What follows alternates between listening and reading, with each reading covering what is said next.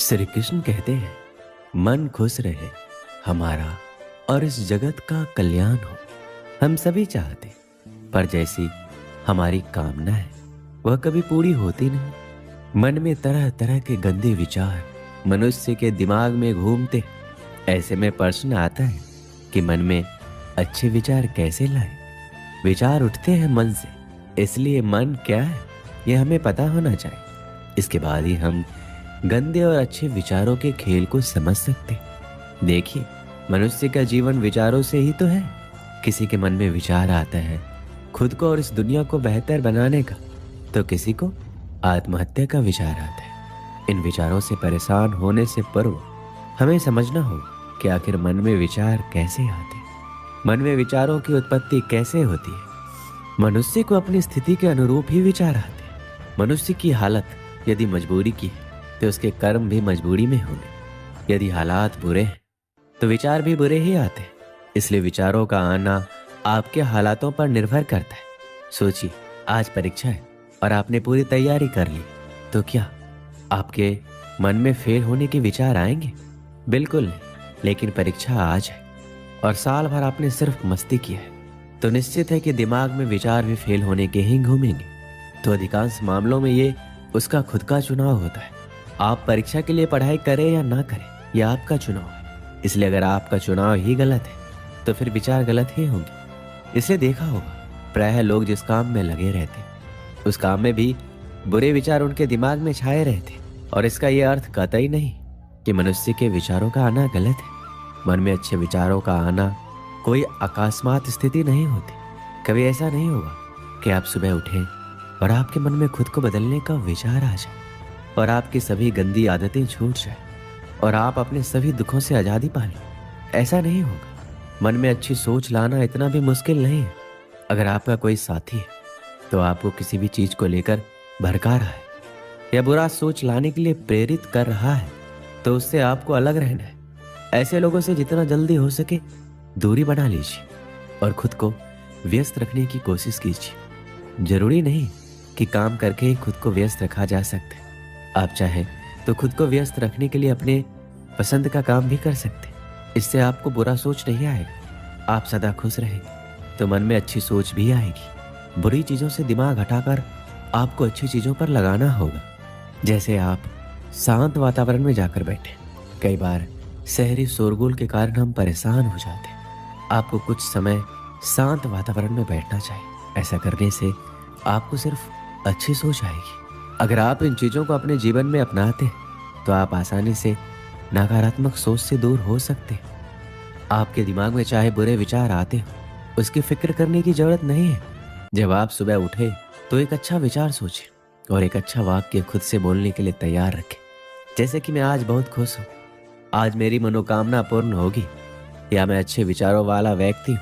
आप कोई भी सुविचार सोच सकते हैं। तो यह अभ्यास आपके जीवन को बदलने के लिए कुछ दिनों बाद सक्रिय होने लगेगा। आपका मस्तिष्क ही आपका भविष्य निर्माण करता है।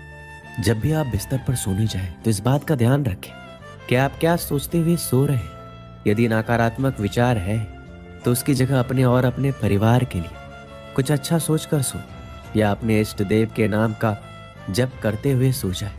आपका अंतिम विचार ही पूरी रात आपके दिमाग में चलता रहता है, जिसका आपको पता नहीं चलता है। ये विचार ही आपके जीवन को सबसे ज्यादा प्रभावित करता है। इस विचार का सबसे अच्छा होना जरूरी है। अतः सोते समय अच्छे विचारों को दोहराते हुए सोना चाहिए। मन में किसी प्रकार का भय और शंका लेकर नहीं सोना चाहिए। इसलिए जब भी आप सोएं तो एक अच्छे विचार के साथ सोएं।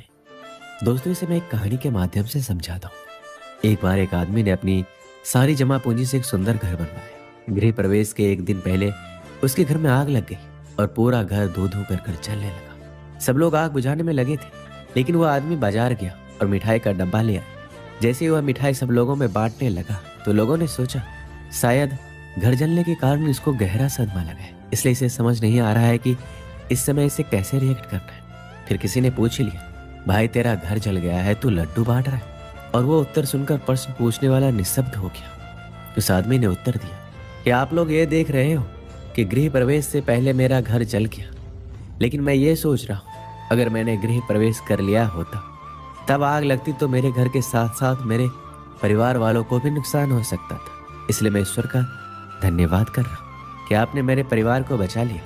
अगर जीवित रहे तो घर तो और भी बन जाएगी। इसलिए सकारात्मक सोच के साथ नजरिया भी सकारात्मक रखना जरूरी है। अच्छी आदतों से अच्छा होता है और बुरी आदतों से बुरा। यदि आप में किसी भी प्रकार का नशा करने, गाली बकने, क्रोध करने, ईर्ष्या करने, अनावश्यक भोजन करने और किसी का अपमान करने या अन्य किसी भी प्रकार की गंदी आदतें हैं, तो फिर आपका वर्तमान और भविष्य भी वैसा ही होगा। बुरी आदतें डालनी नहीं पड़ती, वो संगत से स्वतः ही निर्मित हो जाती है।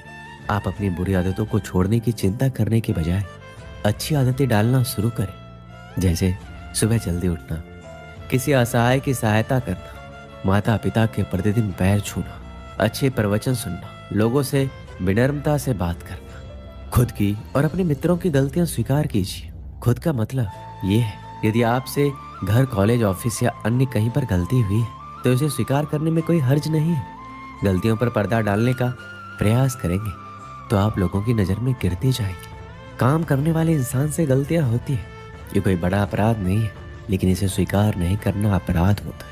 यदि आपके किसी मित्र, सहयोगी, परिवार के सदस्य या रिश्तेदार से कोई गलती होती है तो उसे भी स्वीकार करके उसको माफ करना जरूरी है।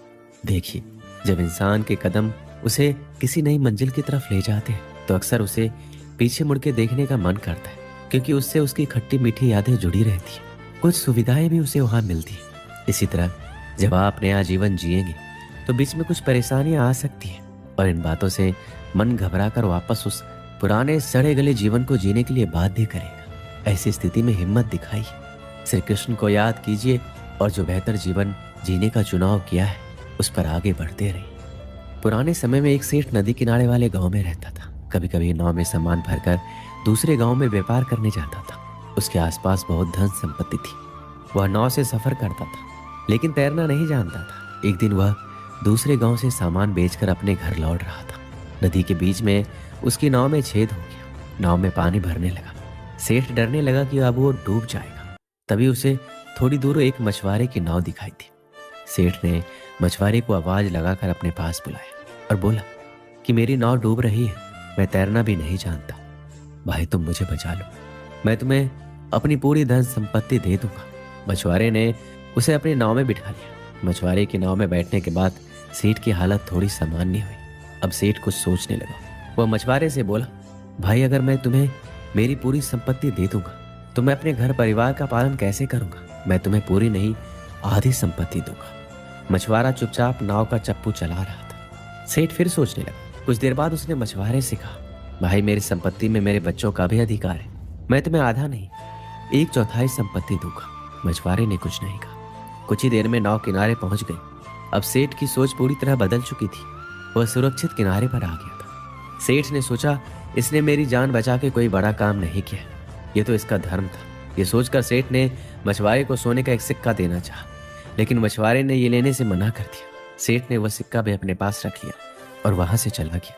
दोस्तों, इस कहानी से हमें क्या सीख मिलती है कि हमारे मन में अच्छे काम के लिए विचार बहुत कम आते हैं, और जब भी कोई ऐसा पुण्य कर्म का विचार आए तो वह काम तुरंत कर देना चाहिए। समय के आगे बढ़ने के साथ साथ हमारे विचार भी बदल जाते हैं।